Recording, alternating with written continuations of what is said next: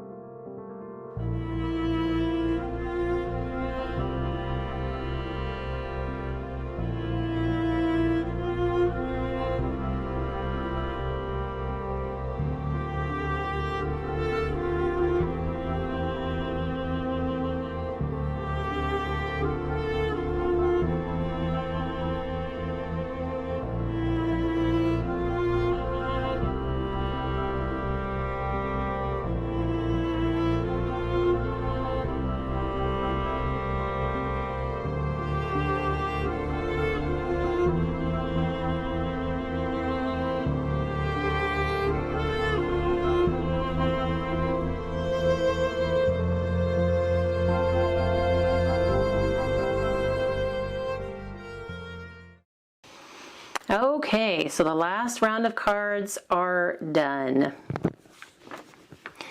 And the beginning, I kind of used the same sketch that I used at the end of part 2, because as I was continuing to cut down some of the scraps, I ran across some bigger pieces and wanted to use the sketch again.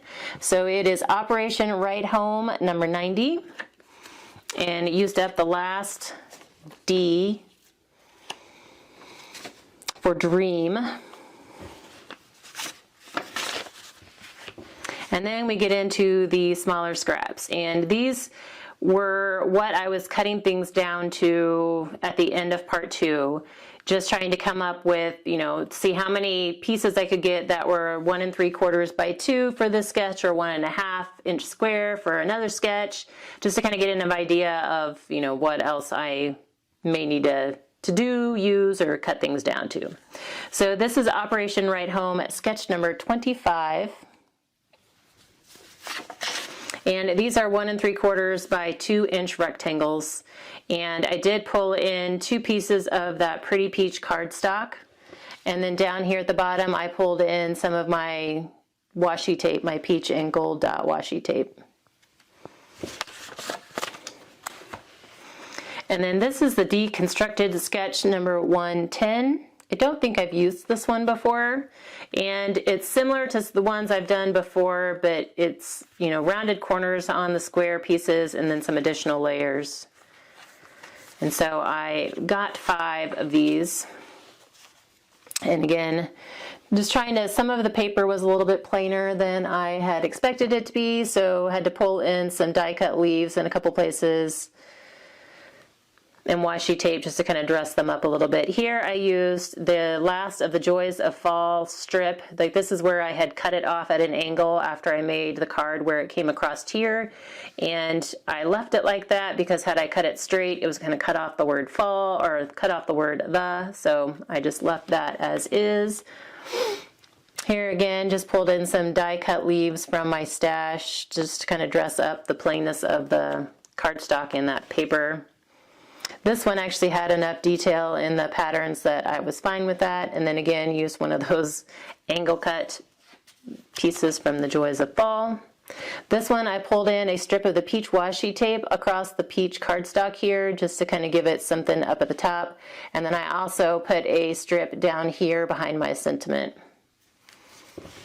And did the same thing with the washi tape on this one. This is the sketch you see me use every single time because I love it for these types of scraps, and it's Operation Right Home, sketch number 154. And these are 1.5 inch squares. So again, just using up, tried to kind of lay them out and match up my squares a little bit. Here I pulled in a tiny scrap of that gold pattern paper just to dress up the blue wood grain square a little bit, and then use the last of my cut apart sentiments, cut apart words, whatever, the little labels. Here, this was kind of plain, so I just added a strip of leaf, like the blue leaf pattern here. I thought about stamping my sentiment here, since it was kind of, you know, perfect for a sentiment, but I didn't know what to do down here at the bottom, so I just added this up here and then stamped my sentiment on some other of the plain pattern paper. It's almost like a little fabric weave, but it's, you know, pretty, very subtle pattern. I don't even know if you can see that. So I thought that was great to stamp a sentiment on, so that's what I did at the bottom there. And then I did the same, pretty much the same thing on this one. This is the August 2000 card sketch from allterrainblogspot.com. Just a different way to use up some of those strips that I have. And so I did 2 of these. And this one I struggled with for a while. I don't know why. I just kept adding, kind of moving them around, trying to find the layout I liked, and then finally at the end came back and added this peach just because I felt it needed something else at the top and the bottom. This is Operation Ride Home sketch number 203. Just using some more of those strips. And then I'm just doing like grouping strips together here. There's no sketches, just kind of grouping them together and using them as the focal point element. So these were wider pieces that I had. Here's one with some longer but skinnier strips. And then I was out of card mats by this point and didn't want to have to go dig for some more cardstock and cut some more down. So I did have a scrap of cardstock to double mat this, but then still felt like it needed something else. And so I had this peach cardstock that had been cut into a scallop circle for something, and then I cut it in half and trying to use it on an earlier card, and it didn't work. So had that left, so I just pulled that in at the top and the bottom, and then later on realized it almost looks like it's the bottom half of the pumpkin down here. And this one, just some smaller scraps grouped together.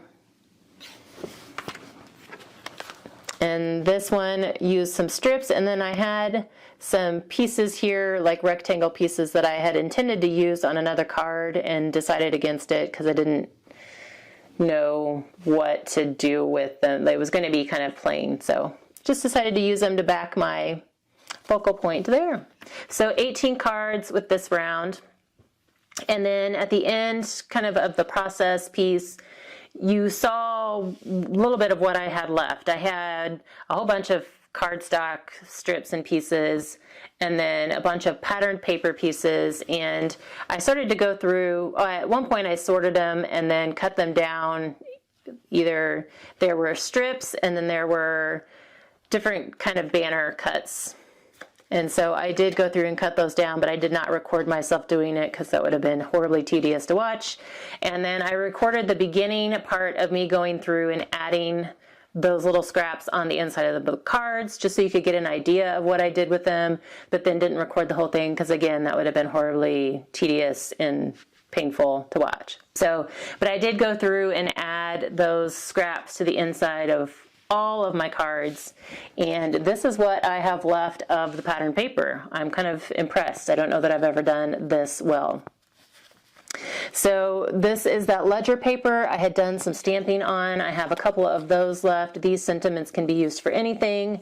And then these are the more of that ledger paper and the kind of fabric pattern paper. And again, I feel like I could stamp sentiments on these, and I have 2 other versions of the Recollect or the CraftSmith fall pads, and they kind of all use the same general colors or the background colors are the same. So I'm going to save these because I'm pretty sure I could easily use them on one of the other fall pads next year. And then I do have these letters left that I couldn't use on the cards. So there's X and there's K and there's one V. But my daughter has already claimed these after she saw me using them on a card. She said she wanted to make some cards. I told her what I had left and she's like, oh, that's fine, I can make it work. So hopefully those will get used by her. But this is it. This is the last of the cards and the last of the pad. So looking back, I kind of felt like this was a long process to film for you guys, but looking back at it, I realized it was probably one of the better pads to film the whole card process on, because, I mean, I got like 58 cards, I think, in total from this pad, which is not a lot for me when I'm finishing off a pad. Normally I have over 100, and I think it's because I had used up so much of the paper on all the mini albums at the beginning, plus, you know, all the other projects I did. So it kind of worked out. Like had I made 100 cards, it would have taken me forever to film the whole process for you guys. So I'm kind of glad that I did do it on this one because it was a little bit smaller process, and I don't have an exact amount of time after that first part. I kind of stopped keeping track because I was doing it in such small chunks. I would have to guess somewhere between 8 and 15 hours. That's very vague, I know, but when I'm in and out and, you know, I record like one little 15-minute segment here, a 15-minute segment there, 5 minutes here, whatever, it's just hard to track it unless I'm sitting here and writing down all my time, and I do good to remember to turn the camera on. So, but hopefully you guys have enjoyed this whole process and got some ideas, got an understanding of how I work. Painfully slow sometimes, but still, it's really when I get down to the scraps, like not all the way at the end. I know what to do with these smaller ones, but it's like right before I get to this point when I have really odd size scraps left and not many embellishments or not many sentiments left is when it gets really hard for me, and I kind of have to push myself to keep going because I know it will get easier once I get to this point. But again, card sketches will be listed in the description box below. If you have any questions on anything, leave that in the comments and let me know if you enjoyed this process and would like to see it sometime again in the future. I can't do it with every pad because, like I said, sometimes if I'm making 100 cards, it takes forever, but I can work in like maybe some pieces of my process and just do it that way. So if you enjoyed it, let me know, and I thank you guys again so much for your time today. Stay tuned for the next video to wrap this whole pad project up. Yay! But thanks again for your time, and I hope you're having a crafty week.